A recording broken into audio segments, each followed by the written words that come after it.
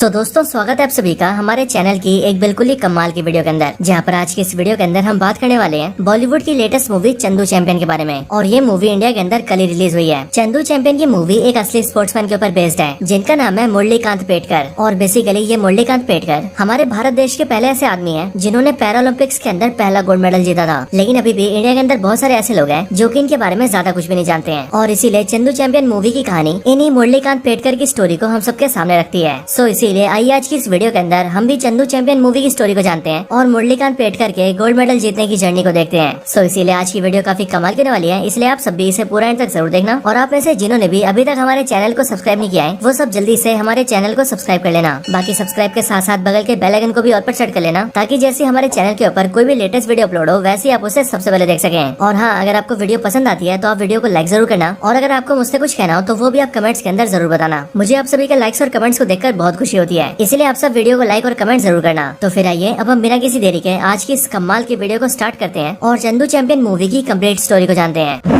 तो इस मूवी की स्टार्टिंग होती है साल 2017 से, जहां पर महाराष्ट्र के संगली जिले के अंदर हम मुरलीकांत पेटकर को देखते हैं। इस टाइम पर मुरलीकांत पेटकर काफी बूढ़े होते हैं और वो सीधा पुलिस स्टेशन में जाते हैं, और वहाँ पर आकर वो सीधा स्टेशन के इंस्पेक्टर से बात करते हैं और वो उनसे कहते हैं कि उन्हें इंडिया के प्रेसिडेंट के ऊपर केस करना है। लेकिन मुरलीकांत की इस बात को सुनकर इंस्पेक्टर के साथ साथ बाकी थाने के सारे लोग भी शॉक हो जाते हैं, क्योंकि उन सबने पहला ऐसा इंसान देखा होता है जो की सीधा भारत देश के प्रेसिडेंट के ऊपर केस करने आया था। हालांकि उनकी इसी बात को सुनकर पुलिस इंस्पेक्टर मुरलीकांत पेटकर से उनके केस करने का रीजन पूछता है। और वैसे यहाँ पर हम ये भी देखते हैं कि इस पुलिस स्टेशन के अंदर जो इंस्पेक्टर होता है वो होते हैं एक्टर श्रेयस तलपड़े। श्रेयस तलपड़े मुरलीकांत से पूछते हैं कि आखिर वो प्रेसिडेंट के ऊपर क्यों केस करना चाहते हैं, जो सुनकर मुरलीकांत उन्हें बताते हैं कि वो केस इसलिए करना चाहते हैं क्योंकि प्रेसिडेंट ऑफ इंडिया ने अभी तक उन्हें अर्जुन अवार्ड नहीं दिया है। अब यहाँ पर मैं आप सबको बता दूं कि हमारे इंडिया के अंदर अर्जुन अवार्ड उसको दिया जाता है जो कि गेम्स और स्पोर्ट्स के अंदर बहुत ही अच्छा परफॉर्म करता है, और इसे स्पोर्ट्स के अंदर सेकंड हाईएस्ट अवार्ड माना जाता है। और मुरलीकांत पेटकर जी का ऐसा कहना होता है कि वो भी अर्जुन अवार्ड के हकदार हैं, लेकिन प्रेसिडेंट ऑफ इंडिया ने यानी कि भारत देश ने उन्हें कभी भी इस अवार्ड को नहीं दिया है। पर ये सुनकर इंस्पेक्टर उनसे पूछता है कि आखिर वो इस उम्र में इस अवार्ड को क्यों लेना चाहते हैं, जिस पर वो उन्हें बताते हैं कि असल में उन्हें वो अवार्ड खुद के लिए नहीं चाहिए, बल्कि वो अवार्ड उन्हें अपने गांव के लिए चाहिए। असल में उन्होंने ये देखा है कि जब भी किसी गांव के स्पोर्ट्समैन को इतना बड़ा अवार्ड मिलता है तो उस स्पोर्ट्समैन और उसके गांव की बात पूरे देश में होती है, और सिर्फ ये नहीं बल्कि उसके पूरे गांव के अंदर विकास भी होता है। यानी कि गांव की सड़कें बन जाती है, वहाँ इलेक्ट्रिसिटी आ जाती है और आम लोगों को रोजगार मिलने लगता है। और अब क्योंकि मुरलीकांत जी का गाँव काफी पिछड़ा हुआ है और वहाँ पर चलने के लिए ढंग की सड़कें तक नहीं है, इसीलिए वो भी ये चाहते हैं कि उन्हें अर्जुन अवार्ड मिले ताकि उससे उनके गाँव का विकास हो। हालांकि ये बात सुनकर इंस्पेक्टर उनसे पूछता है कि आखिर उन्होंने ऐसा क्या किया है जिसके लिए उन्हें अर्जुन अवार्ड दिया जाएगा। लेकिन इस बात को सुनकर ही मुरलीकांत उस इंस्पेक्टर को अपने बहुत सारे मेडल्स दिखाता है, और ये सारे मेडल्स और अवार्ड उन्हें अपनी लाइफ टाइम के अंदर मिले होते हैं। ये देखकर इंस्पेक्टर यानी कि श्रेयस तलपड़े मुरलीकांत की स्टोरी में इंटरेस्ट लेने लगता है, और वो मुरलीकांत से कहता है कि वो उनकी कहानी के बारे में जानना चाहता है। जिसके बाद ही मुरलीकांत इंस्पेक्टर और बाकी सबको अपनी स्टोरी सुनाना स्टार्ट करते हैं। अब मुरलीकांत पेटकर की स्टोरी सीधा फ्लैशबैक में आती है और कहानी की शुरुआत होती है सीधा साल 1952 से। साल 1952 के अंदर हम ये देखते हैं कि मुरलीकांत अपनी छोटी सी फैमिली के साथ महाराष्ट्र के गाँव में रहा करता था, और वहाँ पर ही वो और उसका बड़ा भाई दोनों पढ़ाई किया करते थे। इस टाइम पर मुरलीकांत काफी छोटा होता है और उसकी उम्र सिर्फ 7-8 साल होती है। लेकिन इस टाइम पर ही वो और उसका बड़ा भाई जिसका नाम जगन्नाथ होता है, वो दोनों अपने गांव के एक ऐसे लड़के को देख लेते हैं जिस लड़के ने अभी हाल ही में किसी बड़े स्पोर्ट्स के अंदर एक गोल्ड मेडल जीता होता है। लेकिन मुरलीकांत ये देखता है कि जब वो स्पोर्ट्स में गोल्ड मेडल जीत कर आया है तब पूरा गाँव उससे बहुत प्यार कर रहा है, और अब सब लोग उसकी रिस्पेक्ट करते हैं और गाँव का हर एक आदमी उससे मिलना और उससे हाथ मिलाना चाहता है। मुरलीकांत जब ये सब देखता है तब वो ये समझ जाता है कि अगर वो भी गोल्ड मेडल जीतेगा तो फिर उसके गाँव के सब लोग भी उससे प्यार करेंगे और उसे बहुत इज्जत देंगे। और फिर इसके लिए मुरलीकांत इन चीजों का पता लगाता है कि पूरी दुनिया का सबसे बड़ा स्पोर्ट्स टूर्नामेंट कौन सा होता है। जिसके बाद उसे पता लगता है कि पूरी दुनिया का सबसे बड़ा स्पोर्ट्स टूर्नामेंट ओलंपिक्स होते हैं, और ओलंपिक्स के अंदर गोल्ड मेडल जीतना सबसे बड़ी बात होती है। और फिर इसीलिए इस बात को जानते हैं मुरलीकांत अपनी लाइफ के अंदर ये एम बनाता है कि वो बड़ा होकर एक चैंपियन बनेगा और ओलंपिक्स के अंदर एक गोल्ड मेडल जीतेगा। हालांकि मुरलीकांत इतना छोटा होता है कि उसे ये तक नहीं पता होता है कि उसे गोल्ड मेडल किस फील्ड में जीतना है, लेकिन तभी वो मन में ये जरूर ठान लेता है कि उसे गोल्ड तो जीत कर ही रहना है। हालांकि इसके बाद ही मुरलीकांत एक दिन अपने स्कूल जाता है, जहाँ पर उसकी क्लास के अंदर उसके टीचर सारे बच्चों से पूछते हैं कि कौन सा बच्चा बड़ा होकर क्या बनना चाहता है। इस टाइम पर ही मुरलीकांत की क्लास के सारे बच्चे अलग अलग फील्ड्स बताते हैं, जैसे कि कोई बोलता है कि वो डॉक्टर बनना चाहता है, कोई बोलता है कि वो इंजीनियर बनना चाहता है, कोई बोलता है कि वो टीचर बनना चाहता है, और कोई बोलता है कि वो सोल्जर बनना चाहता है। लेकिन जब यहाँ पर मुरलीकांत से पूछा जाता है कि वो क्या बनना चाहता है, तब वो अपने टीचर को बताता है कि वो बड़ा होकर एक चैंपियन बनना चाहता है और वो ओलंपिक्स में गोल्ड मेडल को जीतना चाहता है। लेकिन यहाँ पर हम ये देखते हैं कि जैसे मुरलीकांत इस बात को बोलता है वैसे उसकी क्लास के सारे बच्चे उस पर हंसने लगते हैं, और वो सब उसे चंदू चंदू नाम से चिढ़ाने लगते हैं, और वो सब उससे कहते हैं कि वो चंदू चैंपियन है जो कि कुछ भी नहीं जीत सकता है। लेकिन इन सब की बात को सुनकर मुरली को बहुत गुस्सा आता है और इसीलिए उसकी क्लास में से जो बच्चा उसका सबसे ज्यादा मजाक उड़ा रहा था, मुरली उसे चुप रहने के लिए कहता है। लेकिन फिर जैसे स्कूल खत्म होता है वैसे ही वो बच्चा मुरली कांत से लड़ने लगता है और वो मुरली कांत से बोलता है कि वो चंदू चैंपियन है और किसी गोल्ड मेडल को जीतना उसके बस की बात नहीं है। हालांकि मुरली कांत की लड़ाई को देखकर वहाँ पर उसका बड़ा भाई आता है और वो उसकी लड़ाई को छुड़वाकर उसे अपने साथ ले जाता है। रास्ते में वो मुरली कांत से पूछता है कि आखिर उसने झगड़ा क्यों किया, जिस पर मुरली कांत अपने बड़े भाई को बताता है कि जब वो क्लास में अपने सपने के बारे में बता रहा था तब वो लड़का उस पर हंस रहा था और इसीलिए स्कूल के बाहर उससे उसका झगड़ा हो गया। और सिर्फ यही नहीं बल्कि मुरली कांत अपने भाई को ये भी बताता है कि उसकी क्लास के सारे बच्चे उस पर हंसते हैं और वो सब उसे चंदू चैंपियन बोलकर मजाक उड़ाते हैं। पर यह सुनकर उसका भाई उसे बोलता है कि मुरली कांत ने अभी तक ऐसा कुछ भी नहीं किया है जिस वजह से लोग उसे सीरियस लेंगे और इसीलिए अगर वो कुछ करने की बजाय सबको सिर्फ बोलता रहेगा कि वो चैंपियन बनेगा तो तब तो जाहिर है कि लोग उस पर हंसेंगे ही। अब ये सुनकर ही मुरली कांत ये समझ जाता है कि अब उसे चैंपियन बनने के बारे में सिर्फ बोलना नहीं होगा बल्कि कुछ करना भी होगा। और फिर इसके लिए मुरली कांत और उसका बड़ा भाई दोनों गाँव के एक पहलवान के पास जाते हैं। ये असल में पहलवानों के उस्ताद होते हैं जो की गाँव के सारे पहलवानों को ट्रेनिंग देते हैं और यहाँ पर मुरली कांत इनसे रिक्वेस्ट करता है कि वो भी उसे पहलवानी की ट्रेनिंग दे ताकि वो स्ट्रॉन्ग बन सके और बड़ा होकर कुश्ती में गोल्ड मेडल जीत सके। इसके बाद ही वो उस्ताद मुरली कांत को रख लेते हैं और सारे पहलवानों के साथ उसे भी ट्रेनिंग देने लगते हैं। अब ऐसा करके कई साल बीत जाते हैं और अब मुरली कांत काफी बड़ा हो जाता है। हालांकि काफी साल बीतने के बाद भी हमें यहाँ पर पता लगता है कि मुरली कांत के जो उस्ताद हैं उन्होंने उसे ज्यादा दांव पेच नहीं सिखाए हैं और उन्होंने मोस्टली उससे सिर्फ छोटे मोटे काम करवाए हैं। लेकिन वहीं पर मुरली कांत ने दूसरे पहलवानों को देख देख कर ही कई सारे दांव पेच सीख लिए हैं। अब इसके बाद भी कई दिन बीत जाते हैं और फिर एक दिन पहलवानों के उस्ताद सारे पहलवानों से बोलते हैं कि असल में उसके एक जीजा है जो कि वैसे तो पड़ोस वाले गाँव में रहते हैं लेकिन वो हमारे गाँव के अंदर आते रहते हैं और उनका ही एक बेटा भी है यानी कि उनका भांजा और अब उनका वही बेटा पहलवानी करना चाहता है। इसके लिए मेरे जीजा ने मुझसे ये बोला है कि वो हमारे गांव के अंदर एक कुश्ती का प्रोग्राम करवाएंगे जिसमें हमारे गांव के पहलवानों को उनके बेटे से लड़ना होगा। हालांकि इन सबके बाद ही पहलवानों को उस्ताद सारे पहलवानों से कहता है कि एक्चुअल में बात यह है कि उसका जीजा बहुत ही गर्म दिमाग का है, इसीलिए वो हमारे गाँव के अंदर पहलवानों की कुश्ती करवा तो रहा है लेकिन अगर उस कुश्ती के अंदर उसका बेटा हार गया तो हो ना हो वो बहुत ज्यादा गुस्सा होगा और इसीलिए हो सकता है कि वो मुझसे झगड़ा भी करे और इसी वजह से मैं तुम में से किसी एक को चुनूंगा जो कि उस दिन मेरे भांजे से कुश्ती लड़ेगा लेकिन उस कुश्ती में उसे हारना होगा ताकि मेरा भांजा जीत सके और जीजा खुश हो सके। पर उस्ताद की इस बात को सुनकर सारे पहलवान मना कर देते हैं और वो सभी उस्ताद से कहते हैं कि असल में उन सब की भी गाँव में काफी इज्जत है, इसीलिए अगर वो लोग गाँव में हार गए वो भी एक ऐसे आदमी से जिसे पहलवानी भी नहीं आती तो उनके गाँव में उनकी बहुत बेइज्जती होगी। हालांकि ये सब सोचकर ही वो सभी प्लान करते हैं कि वो लोग उस्ताद के भांजे से लड़ने के लिए मुरली कांत को चुनेंगे क्योंकि उस्ताद ऐसा मानता था कि मुरली कांत को कोई भी दांव पेच नहीं आते, इसीलिए वो सिंपली मेरे जीजा के बेटे के सामने जाएगा, वहाँ जाकर लड़ने की कोशिश करेगा और मेरा भांजा उसे बड़े आराम से हरा देगा। अब इन सारी प्लानिंग के साथ ही मुरली कांत को फाइट के लिए तैयार किया जाता है और जिस दिन कुश्ती होती है उस दिन उससे कुश्ती करवाई जाती है। लेकिन यहाँ पर हम ये देखते हैं कि मुरली कांत उस्ताद के भांजे को पटक देता है और उसे कुश्ती में हरा देता है। लेकिन जैसे ऐसा होता है वैसे गाँव के लोग तो मुरली के लिए काफी खुश होते हैं, लेकिन अब क्योंकि पहलवानों के उस्ताद का जो जीजा होता है वो काफी गर्म दिमाग का और गुस्सैल होता है और उसके भी ऊपर वो दूसरे गाँव का होता है, इसीलिए वो अपने साले और पूरे गाँव पर आरोप लगाता है कि उन सब ने जानबूझकर उसके बेटे को हराने के लिए किसी पावरफुल बंदे को भेजा है, एक ऐसे पहलवान को जिसे पहलवानी के सारे दांव पे जाते हैं। और अब क्योंकि इस फाइट में उसका बेटा हार गया है इसीलिए इस वजह से उसके गाँव की बेइज्जती हुई है और इसी बात के चलते वो गुस्से में आ जाता है और वो अपने साथ जिन आदमियों को लेकर आया होता है वो उन सभी को मुरली कांत पर छोड़ देता है और उन सबसे कहता है कि वो मुरली कांत को पीट पीट कर मार दे। लेकिन ये देखकर मुरली कांत वहाँ से भाग जाता है और वो भागते भागते गाँव के पास के एक रेलवे ट्रैक के पास आ जाता है। किस्मत से उसी टाइम पर वहाँ से ट्रेन जारी होती है और उस चलती ट्रेन के अंदर एक सरदार होता है और वो ट्रेन के विंडो से देख लेता है कि कोई आदमी ट्रेन के बगल में भाग रहा है और उसके पीछे कई सारे गुंडे उसे मारने के लिए पड़े हैं। इसलिए ये देखकर वो गेट के पास जाता है और वो सिंपली मुरली को हाथ देकर उसे ट्रेन के अंदर ले लेता है। ट्रेन के अंदर आने के बाद ही वो उससे पूछता है कि आखिर वो लोग कौन थे और वो उसको मारने क्यों आ रहे थे, जो सुनकर मुरली उस सरदार को अपनी कहानी सुनाता है और इसीलिए इन सब के बाद ही मुरली और वो सरदार दोनों दोस्त बन जाते हैं। इसके बाद ही मुरली का दोस्त मुरली को बताता है कि कल के दिन फौज की भर्ती है और वो भी इस टाइम पर फौज की भर्ती देने जा रहा है और इसीलिए वो मुरली से कहता है कि उसे भी उसके साथ फौज की भर्ती देनी चाहिए क्योंकि फौज के अंदर कई सारे स्पोर्ट्स होते हैं और मिल्खा सिंह और मेजर ध्यानचंद जैसे कई सारे बंदे मिलिट्री के द्वारा स्पोर्ट्स में आगे बढ़े हैं। इसलिए वो मुरली कांत से कहता है कि अगर उसे भी आगे बढ़ना है तो उसे भी फौज को ज्वाइन करना चाहिए। अब इसके लिए मुरली अपने सरदार दोस्त के साथ जाता है और वो भी सीधा फौज की भर्ती देता है और फिजिकल एक्टिविटीज में अच्छा होने की वजह से मुरली भी बड़ी आसानी से फौज में शामिल हो जाता है। इसके बाद उन सबकी ट्रेनिंग के लिए उन सबको अकेडमी भेजा जाता है जहाँ पर वो लोग काफी अच्छे से ट्रेनिंग करते हैं। लेकिन एक रात को मुरली सभी अपने दोस्तों को अपनी कहानी सुनाता है और वो उन सबको कहता है कि उसे ओलंपिक के अंदर गोल्ड लेकर आना है। बट यहीं पर हम ये देखते हैं कि मुरली की इस बात को सुनकर एक आदमी उस पर हंसने लगता है और वो मुरली से कहता है कि ऐसे बहुत सारे लोग आए हैं जो कि कहते हैं कि वो गोल्ड लेकर आएंगे, लेकिन ओलंपिक्स में गोल्ड जीतना कोई आसान बात नहीं है। इसलिए उसे लगता है कि मुरली भी गोल्ड नहीं जीत पाएगा। लेकिन मुरली को उसकी बात सुनकर गुस्सा आता है और वो उसे उस पर हंसने से मना करता है। लेकिन इसी बात पर उन दोनों में बहस होती है और वो दोनों झगड़ने लगते हैं। पर तभी ये देखकर उनका सीनियर ऑफिसर वहाँ पर आता है और वो मुरली को पनिशमेंट देता है। इसके बाद वो सीनियर ऑफिसर मुरली से कहता है कि उसके जैसे लोगों की फौज के अंदर कोई जगह नहीं है, इसीलिए वो उसे फौज से निकाल देगा। लेकिन मुरली अपने सीनियर से कहता है कि असल में उसके साथी ने उसके सपने का मजाक उड़ाया था और उसका ये सपना है कि वो ओलंपिक्स के अंदर गोल्ड मेडल जीतेगा। लेकिन उस दूसरे आदमी ने उससे ये बोला कि वो ऐसा नहीं कर सकता है। पर यह सुनकर ही मुरली का सीनियर उससे पूछता है कि आखिर वो किस में गोल्ड लाना चाहता है, क्योंकि ओलंपिक्स के अंदर तो बहुत सारे स्पोर्ट्स होते हैं। जो सुनकर मुरली अपने सीनियर को बताता है कि वो ओलंपिक्स में कुश्ती के अंदर गोल्ड लेकर आएगा। पर यह सुनकर सीनियर उसे बताता है कि ओलंपिक्स के अंदर कुश्ती नहीं होती है, लेकिन हाँ ओलंपिक्स के अंदर बॉक्सिंग जरूर होती है और इसीलिए वो यहाँ पर बॉक्सिंग की ट्रेनिंग ले सकता है। अब इसके बाद वो सीनियर ऑफिसर उन सभी ट्रेनिंग्स उसको बॉक्सिंग के अंदर सिलेक्शन लेने का मौका देता है, जिसके बाद कई सारे ट्रेनी बॉक्सिंग के अंदर सिलेक्ट हो जाते हैं, जिनमें से 2 आदमी मुरलीकांत और उसका सरदार दोस्त भी होते हैं। और फिर यहीं पर हम ये जानते हैं कि असल में इन सबको जो बॉक्सिंग की ट्रेनिंग देंगे उनका नाम है टाइगर सर, क्योंकि प्यार से उन्हें सब टाइगर कहते हैं। और ये असल में एक्टर विजय राज होते हैं, जिन्होंने इस मूवी के अंदर एक बॉक्सिंग कोच की बहुत अच्छी एक्टिंग की है। इसके बाद टाइगर सर सबकी ट्रेनिंग करवाते हैं और उनमें से 6 बंदों को फाइनल करते हैं और अब मिलिट्री के इन 6 बंदों को टोक्यो भेजा जाना है, क्योंकि जापान देश के टोक्यो शहर के अंदर एक बहुत बड़ा मिलिट्री बॉक्सिंग टूर्नामेंट होने वाला है। और लकीली टोक्यो जाने के लिए भी मुरलीकांत और उसके सरदार दोस्त का सिलेक्शन हो जाता है। यहाँ पर इन्हें बताया जाता है कि अगर वो लोग टोक्यो के टूर्नामेंट के अंदर अच्छा परफॉर्म करेंगे और टूर्नामेंट में काफी आगे जाएंगे तो उन्हें ओलंपिक जाने का भी मौका मिल सकता है। और फिर इसके लिए टोक्यो आकर मुरलीकांत और उसका दोस्त दोनों बहुत ही अच्छा परफॉर्म करते हैं। हालांकि मुरली का सरदार दोस्त ज्यादा आगे नहीं जा पाता, लेकिन तब भी मुरली काफी आगे जाता है और वो धीरे धीरे करके सेमीफाइनल तक पहुंच जाता है। लेकिन हाँ, टोक्यो आने के बाद ही मुरली की मुलाकात एक इंडियन गर्ल से होती है, जिसका नाम होता है नैनतारा। और वो बेसिकली एक जर्नलिस्ट होती है जो कि उस टूर्नामेंट में जर्नलिज्म करने आई होती है। लेकिन हाँ, जब मुरली इनसे मिलता है तब मुरली मनी मन नैनतारा को पसंद करने लगता है। और फिर इसी वजह से जब मुरली का सेमीफाइनल होता है तब उस मैच में मुरली का मुकाबला सीधे युगांडा देश के बॉक्सर से होता है। और अब क्योंकि मुरली का फोकस अपने काम से हट जाता है और वो मैच के बीच बीच में नैनतारा को देखने लगता है, इसी वजह से मुरली इस मैच में हार जाता है। और फिर इसके साथ ही इंडिया के बॉक्सर्स बाहर हो जाते हैं। पर इस चीज को टाइगर सर भी नोटिस करता है और वो ये देखता है कि मुरली नैनतारा पर ध्यान दे रहा है, जिसका मतलब उसका अपने करियर पर फोकस नहीं है। इसके बाद वो सब इंडिया वापस आ जाते हैं। लेकिन यहाँ पर हम ये देखते हैं कि टाइगर सर ने अब मुरली से बातचीत करना बंद कर दिया है। लेकिन फिर कुछ टाइम बाद ही उन सबकी पोस्टिंग जम्मू कश्मीर हो जाती है और उस पोस्टिंग में टाइगर सर, मुरली और सरदार दोस्त 3 हो जाते हैं। अब वहाँ पर काम करते करते 2 साल बीत जाते हैं। लेकिन 2 साल बाद ही मुरली को एक चिट्ठी मिलती है, जिस चिट्ठी के अंदर उसे पता लगता है कि असल में टोक्यो के बॉक्सिंग टूर्नामेंट के अंदर मुरली एशिया का सबसे बेहतरीन बॉक्सर बनकर सामने आया था और पूरे एशिया से वो इकलौता ऐसा बॉक्सर था जो कि पूरे सेमीफाइनल्स तक जा पाया था। और इसी वजह से मुरली को ओलंपिक्स खेलने के लिए बुलाया जाता है। अब मुरली और उसका सरदार दोस्त जैसे इस खबर को सुनते हैं वैसे वो लोग सीधा टाइगर सर से बात करते हैं और मुरली टाइगर सर से कहता है कि वो उसे ट्रेनिंग दे ताकि वो ओलंपिक्स के अंदर गोल्ड जीत सके। लेकिन यहाँ पर टाइगर सर मुरली को ट्रेन करने से मना कर देते हैं और टाइगर सर मुरली को समझाते हुए उससे कहते हैं कि यहाँ से काफी साल पहले वो खुद भी बॉक्सर बनना चाहते थे, लेकिन बहुत कोशिशों के बाद भी वो आगे नहीं जा पाए। लेकिन जब उन्होंने मुरली को देखा तब उन्हें मुरली के अंदर अपने आप की छवि दिखी और इसीलिए उन्होंने ये सोचा कि बेशक से वो गोल्ड ना जीत पाए हो, लेकिन अब वो मुरली को ट्रेन करेंगे ताकि मुरली देश के लिए गोल्ड जीते और देश का नाम आगे ले जाए। लेकिन टोक्यो के टूर्नामेंट के अंदर उन्होंने नोटिस किया कि मुरली बिल्कुल भी उनके जैसा नहीं है, क्योंकि उसका उसके गोल पर बिल्कुल भी फोकस नहीं है और इसीलिए वो मुरली को ट्रेन नहीं करेंगे। हालांकि ये लोग यहाँ पर बातें कर ही होते हैं कि तभी हम ये देखते हैं कि पाकिस्तानी एयरफोर्स इनके बेस पर अटैक कर देती है, क्योंकि असल में ये साल 1965 का होता है और इस साल में इंडिया और पाकिस्तान के बीच वॉर हुई थी। एंड इसीलिए जैसे यहाँ पर पाकिस्तानी हमला करते हैं वैसे हम ये देखते हैं कि वो लोग यहाँ के बहुत सारे फौजियों को मार देते हैं और कई सारे फौजी बुरी तरह से घायल होते हैं। इसी हमले के अंदर हम ये देखते हैं कि मुरली का सरदार दोस्त भी मारा जाता है। और रही बात मुरली और टाइगर सर की, तो उन्हें भी कई सारी गोलियां लगती है और वो भी घायल हो जाते हैं। अब इसके बाद 2 साल बीत जाते हैं और 2 साल बाद साल 1967 का टाइम आता है। 2 साल बाद मुरली जब अपनी आंखें खोलता है तब वो ये देखता है कि वो एक आर्मी हॉस्पिटल के अंदर है, जहाँ पर उसे बताया जाता है कि असल में 2 साल से वो यहीं पर है और इन 2 सालों से वो बेहोशी की हालत में था। इसके साथ ही वो मुरली को ये भी बताते हैं कि मुरली को 1965 की वॉर के अंदर 9 गोलियां लगी थी और वैसे उन 9 गोलियों में से डॉक्टर्स ने 8 गोलियां तो निकाल दी है, लेकिन एक गोली उसके स्पाइनल कॉर्ड में लगी है, यानी कि रीढ़ की हड्डी में। इसीलिए डॉक्टर्स उस गोली को नहीं निकाल पाए हैं एंड उसी गोली की वजह से मुरली अपने पैरों पर चल नहीं पाएगा। लेकिन वो डॉक्टर्स मुरली को बताते हैं कि वो लोग अब उसे सीधा मुंबई में शिफ्ट कर रहे हैं और उन्हें यकीन है कि मुंबई के अंदर मुरली का इलाज हो जाएगा। इसके बाद ही मुरली को सीधा मुंबई भेजा जाता है और मुंबई का ये हॉस्पिटल इस टाइम का इंडिया का सबसे बड़ा हॉस्पिटल होता है। यहाँ पर आकर मुरली का इलाज होता है, लेकिन मुरली का ये वाला इलाज फेल हो जाता है और डॉक्टर्स मुरली को ये बताते हैं कि असल में मुरली की रीढ़ की हड्डी में जो गोली लगी है वो उसकी बॉडी के काफी अंदर के हिस्से में पहुंच चुकी है और इसलिए अगर ऑपरेशन के अंदर उसे निकालने की कोशिश की गई तो इससे ये भी हो सकता है कि मुरली की पूरी बॉडी पैरालाइज हो जाए और अगर ऐसा होता है तो मुरली का पूरा शरीर खराब हो जाएगा। इसीलिए डॉक्टर्स मुरली से कहते हैं कि अब उसे ऐसे ही जीना पड़ेगा। अब इसी टाइम पर आर्मी वाले मुरली के घर वालों से कांटेक्ट करते हैं और वो उन सबको मुरली से मिलने के लिए बुलाते हैं। इसीलिए मुरली के पेरेंट्स भी हॉस्पिटल के अंदर मुरली से मिलने आते हैं। लेकिन जब वो लोग मुरली की ऐसी हालत देखते हैं तब वो लोग मुरली को अपने साथ ले जाने से मना कर देते हैं और वो लोग सिंपली मुरली से कहते हैं कि असल में अब मुरली एक बोझ बन चुका है और इसलिए अगर वो लोग उसे घर लेकर गए तो किसी न किसी आदमी को हमेशा उसकी सेवा करनी पड़ेगी और इसीलिए मुरली के लिए यही अच्छा होगा कि वो यही हॉस्पिटल में रहे और यहीं पर रहकर अपना इलाज करवाता रहे, क्योंकि यहाँ पर उसकी देखभाल करने के लिए भी कई सारे लोग हैं। और फिर ये सब बोलने के बाद ही मुरली की फैमिली मुरली को छोड़कर वहाँ से चली जाती है। अब अपने परिवार की इन सारी बातों को सुनकर मुरली अंदर से टूट जाता है और वो जीने की उम्मीद खो देता है और फिर इसीलिए इन सब के दौरान ही मुरली एक बार एक ही बार में 30 नींद की गोलियां खाता है और नींद की गोलियां खाकर खुद को मारने की कोशिश करता है। लेकिन जैसी मुरली 30 नींद की गोलियां खाता है वैसे उन्हें खाते ही मुरली को उल्टी हो जाती है, जिस वजह से गोलियां पेट से बाहर निकल जाती है और मुरली की जान बच जाती है। लेकिन इसके बाद ही मुरली ये सोचता है कि वो चाह कर भी अपने आप को मार नहीं पा रहा है और इसीलिए उसे ऐसा लगता है कि भगवान उसे मारना नहीं चाहते हैं बल्कि वो उसे जिंदा रखना चाहते हैं, क्योंकि सबसे पहले वो अपने गाँव के गुंडों से बच गया, उसके बाद फौज के अंदर गोली खाकर बच गया और अभी तो यहाँ पर वो नींद की गोलियां खाकर भी बच गया। इसीलिए हो ना हो भगवान यही चाहते हैं कि मुरली जिंदा रहे और फिर इसके लिए मुरली जिंदा रहने की कोशिश करता है और वो ये फैसला करता है कि वो स्विमिंग सीखेगा। इसके बाद ही मुरली स्विमिंग करने का ट्राई करता है, लेकिन अब क्योंकि मुरली सिर्फ अपने हाथों से स्विम कर सकता था इसीलिए उसे स्विमिंग करने में काफी दिक्कत होती है, लेकिन फिर भी वो अपने आप को ट्रेन करता है। अब इसके बाद कई दिन बीत जाते हैं, लेकिन फिर एक दिन अचानक से मुरली से मिलने के लिए टाइगर सर आते हैं और मुरली को भी टाइगर सर से मिलकर बहुत खुशी होती है, क्योंकि 1965 की जंग में गोली लगने के बाद से ही मुरली ने टाइगर सर को कभी नहीं देखा था।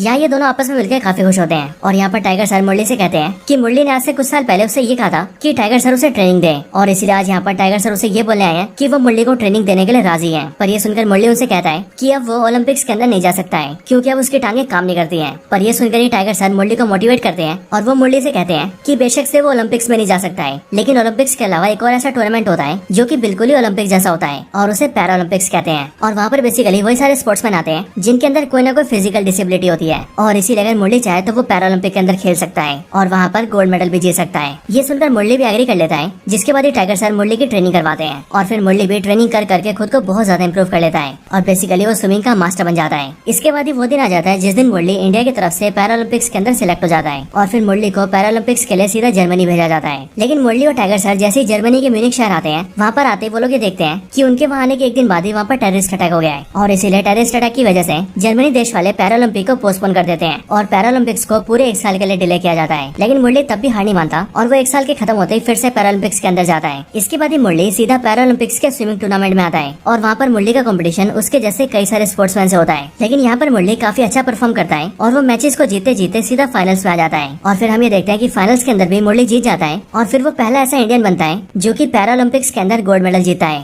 और फिर इसीलिए यहाँ पर हम ये भी देखते हैं कि यहाँ पर मुरली कांत ने हिस्ट्री क्रिएट कर दी होती है। हालांकि इसके बाद ही हम फिर से पुलिस स्टेशन में आते हैं जहाँ पर हमें पता लगता है कि मुरली कांत की स्टोरी एंड हो चुकी है। हालांकि इसके बाद ही पुलिस इंस्पेक्टर को वहाँ से कोर्ट जाना होता है और इसीलिए वो जल्दी से वहाँ से चला जाता है, जिस वजह से मुरली कांत को भी पुलिस स्टेशन से खाली आ जाना पड़ता है। लेकिन जब पुलिस इंस्पेक्टर वापस पुलिस थाने में आता है तब वो मुरली कांत और उसकी कहानी के बारे में काफी सोचता है और फिर इसीलिए वो ये प्लान करता है कि वो मुरली कांत की कहानी को आगे लेकर जाएगा। इसके लिए मुरली कांत एक जर्नलिस्ट से बात करता है और वो उन्हें मुरली कांत के बारे में सब कुछ बताता है, जिसके बाद वो जर्नलिस्ट मुरली कांत के बारे में पता करती है और इन्वेस्टिगेट करके उसे भी ये पता लगता है कि मुरली कांत की ये सारी कहानी बिल्कुल सच है। बट वो भी ये जानकर शौक होती है कि ऐसे महान आदमी के बारे में देश के बहुत ही कम लोगों को पता है और सिर्फ यही नहीं बल्कि भारत देश ने भी ऐसे महान खिलाड़ी को कभी कोई सम्मान नहीं दिया है। और फिर इसके लिए वो जर्नलिस्ट ये तय करती है कि वो मुरली कांत के बारे में आर्टिकल छापेगी और पूरे देश को बताएगी और फिर अगले पल वो ऐसा करती भी है, जिसके बाद ही हम ये देखते हैं कि अब मुरली कांत की कहानी न्यूज चैनल से लेकर अखबारों तक सब जगह पहुंच जाती है और अब पूरा देश मुरली कांत के बारे में जानता है। और फिर इसीलिए इसके कुछ दिन बाद ही हम ये देखते हैं कि मुरली कांत से मिलने के लिए सीधा होम मिनिस्टर से एडिशनल सेक्रेटरी आते हैं और वो सबसे पहले मुरली कांत को कांग्रेचुलेट करते हैं। लेकिन फिर इसके बाद ही वो मुरली कांत को बताते हैं कि असल में वो लोग मुरली कांत को अर्जुन अवार्ड नहीं दे सकते हैं और इसीलिए ये बात सुनकर मुरली कांत थोड़े निराश होते हैं। लेकिन फिर अगले पल वो मुरली कांत को बताते हैं कि असल में उन्हें अर्जुन अवार्ड नहीं बल्कि पद्मश्री दिया जा रहा है। और मैं आपको बता दूं कि पद्मश्री पूरे भारत के अंदर सिविलियंस का सबसे बड़ा अवार्ड होता है, जिसे खुद हमारे देश के प्रेसिडेंट देते हैं। अब मुरली कांत जैसे इस बात को सुनते हैं वैसे वो काफी खुश होते हैं और फिर इसीलिए कुछ दिन बाद ही वो राष्ट्रपति भवन आते हैं जहाँ पर उन्हें पद्मश्री देकर सम्मानित किया जाता है। और फिर जब ऐसा होता है तब हम ये देखते हैं कि न सिर्फ पूरे देश के लोग बल्कि मुरली के गाँव वाले भी उससे बहुत प्यार करने लगते हैं। और इसीलिए जब पद्मश्री को जीतकर मुरली कांत अपने गाँव जाता है तो पूरा गाँव उसका सम्मान करते हुए उसका वैसे ही स्वागत करता है जैसा स्वागत होते हुए उसने अपने बचपन में देखा था और उसने इसी चीज का सपना भी देखा था। और फिर इसीलिए ये लम्हा मुरली कांत की जिंदगी का सबसे बेहतरीन लम्हा बन जाता है और फिर इसके साथ ही ये पूरी मूवी खत्म हो जाती है। सो दोस्तों यही थी वीडियो चंदू चैंपियन मूवी के ऊपर। आप सभी को आज की वीडियो कैसी लगी और इस मूवी की स्टोरी कैसी लगी ये आप मुझे कमेंट्स के अंदर जरूर बताना और अगर आप सभी का कोई और रिकमेंडेशन हो तो आप वो भी मुझे कमेंट्स के अंदर बता सकते हैं। वीडियो पसंद आई हो तो उसे लाइक जरूर